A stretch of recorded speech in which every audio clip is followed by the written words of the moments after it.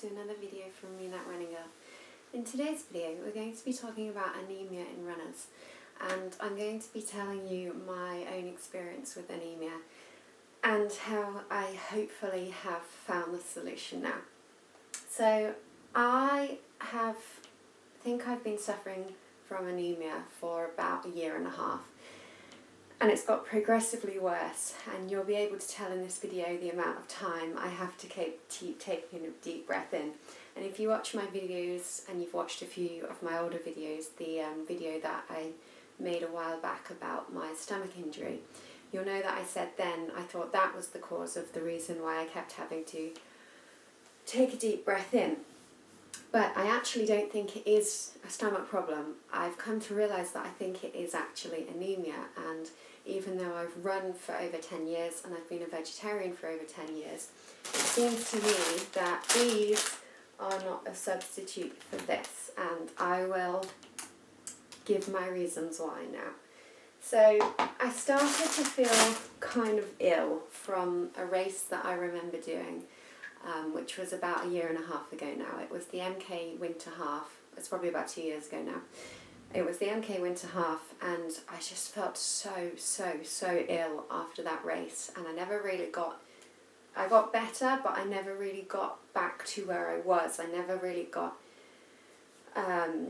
back to that feeling of feeling completely fit and completely strong when I'm running in training or when I'm running in racing. Now, this has got worse and worse to the point of when I go out running at the moment. For example, I tried to run an easy 7 miles yesterday, and I had to stop at 5 miles and take a break. I had to just sort of stand there and take some deep breaths and just really get myself together, and that just isn't me, because as someone who's run 19 marathons, I shouldn't be stopping sort of 5 miles in for a break, especially when it's an easy training run. And like I say, the shortness of breath element is links up very much to the anemia symptoms. So I will go out running at the moment, and I will get sort of not even half a mile in, and I feel shortness of breath. I feel like I'm out of breath already, even though I'm not pushing myself, and you know, half a mile is absolutely nothing for me. So that is worrying as well. And another thing that I've realised is how tired I am, and I've always put this down to sort of thinking, oh well, you know, maybe I should just kind of take it with the running because I'm so tired, because I do a lot of running.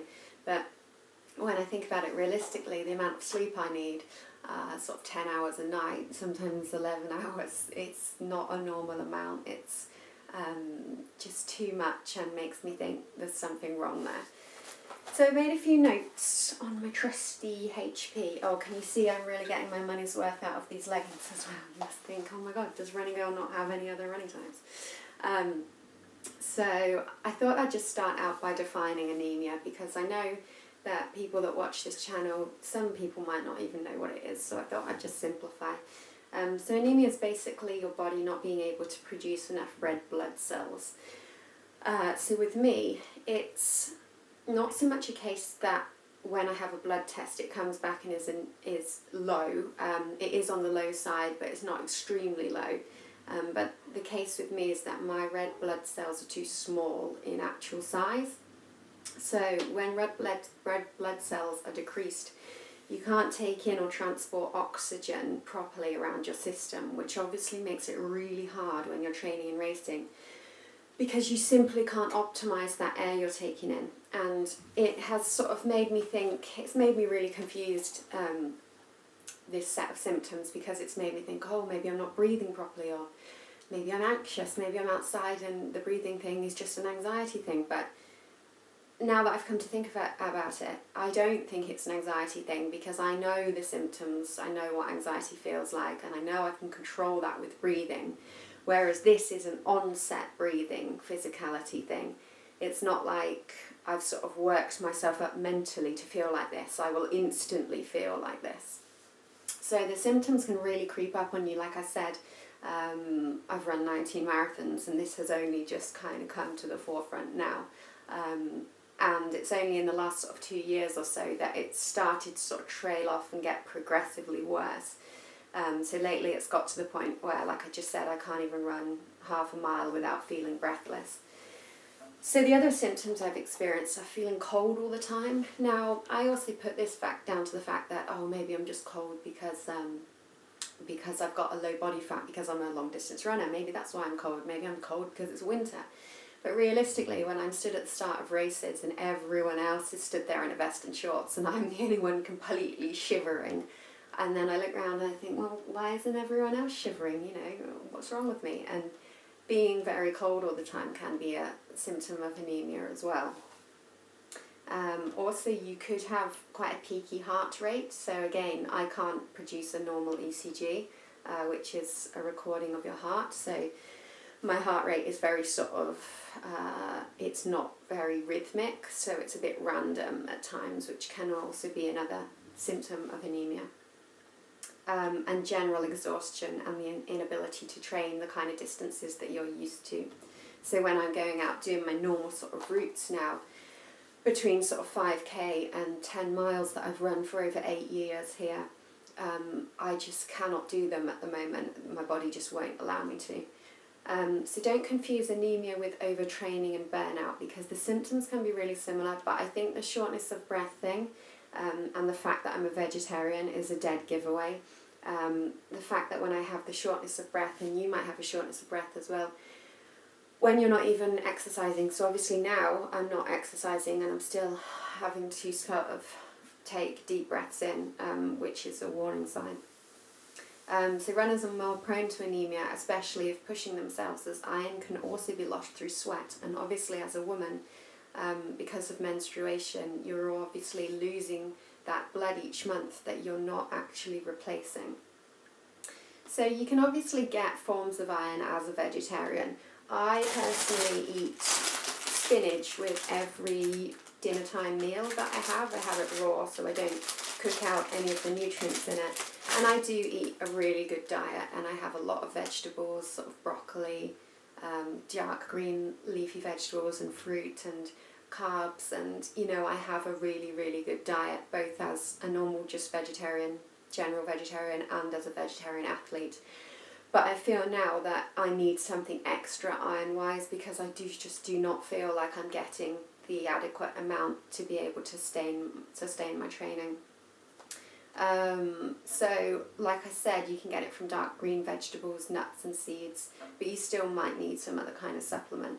And if I didn't go down the supplement route, I would honestly have to maybe think about giving up racing, and certainly giving up pushing my body in training, or you know, doing any kind of distances over about 4 miles, which for me would be the end of the world, because as you know, running is my absolute passion, and I love to inspire other people to run, and I love to hear about other people's running successes and achievements. And it'd just be such a shame for me to have to sort of close the door on that, because I haven't got my kind of nutrition in order. So I posted on my Facebook about this last night, and a number of my running friends and people who are sort of in the medical industry have suggested that I take this, which is, it's a bit of a super iron solution. It's the liquid solution because I can't take tablets, and it's called ferrous fumarate. So I'll put the name of it here just in case you need to Google it.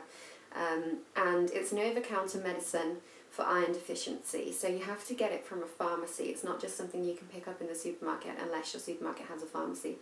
And because it's a medicine, it only has medicinal properties. So unlike any kind of herbal supplement or anything like Spartone or Floradix, which are kind of generic liquid iron supplements, it really sort of is the premium level of iron supplements that you can get, because it's a medicine and it's not sort of watered down with any kind of herbal extracts or anything. So I was recommended to take this, and I got a 300ml bottle for £9, I think, which I don't think is too bad. I think this will last me about a month. So I'm going to start taking this, and I will report back with how I get on. I really hope in the next sort of week or weeks following me taking this, the shortness of breath thing goes away, and I'm able to train again and, you know, not keep catching my breath when I'm just relaxing and doing normal things. So yes, I'm really hopeful that this is going to cure me, I guess. And let me just say that I'm not the kind of person that takes medicines lightly. If, for example, I have a headache, I would never take a paracetamol, I'd never take an ibuprofen. I would just wait it out and drink some more water. I'm not the kind of person that puts medicines into my body, but my body now just feels like it's so drained of iron and so completely kind of just down on energy that I just cannot run at the moment without some kind of iron supplement. So I'm going to take that and see how I get on. And I really hope that video has helped you if you're suffering from an iron deficiency, or you're thinking about, you know, taking an iron supplement and wondering if your symptoms match anemia and runner's anemia. And thank you for continuing to subscribe. And please remember to follow me on Twitter and Instagram. I will insert the links here. And I hope you're all running well, and I will see you in my next video.